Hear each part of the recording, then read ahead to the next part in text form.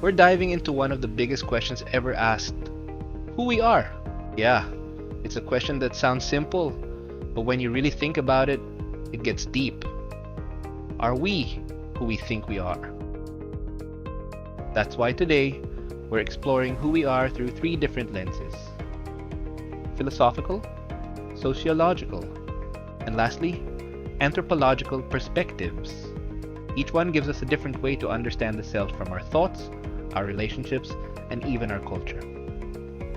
Philosophers believe the self is something we understand through reason and reflection. Socrates once said, "Know thyself," which means that understanding who we are begins within. Plato, his student, described the self as having three parts: the reason, spirit, and appetite. And these must be balanced for a good life. And even René Descartes declared, "I think, therefore I am," suggesting that our ability to think is what makes us exist as selves.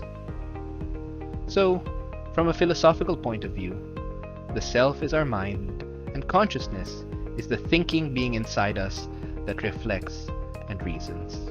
Did you know?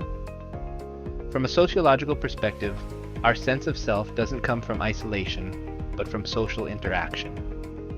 According to sociologist George Herbert Mead, the self develops through communication and role-taking.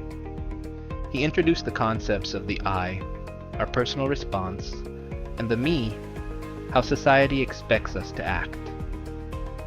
And there are another sociologist, Charles Horton Cooley, explained the looking glass self. He said that we form our identity by seeing ourselves through other people's reactions, like a mirror that reflects society's opinion back to us.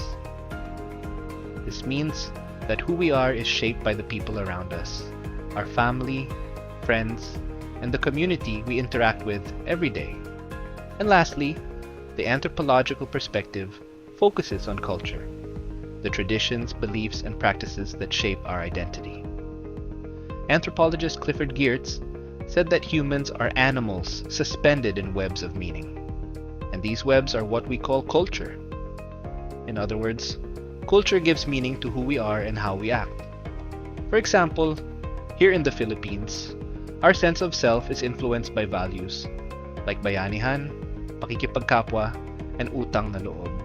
These cultural traits show that our self is connected not just to our own thoughts, but also to our shared way of life.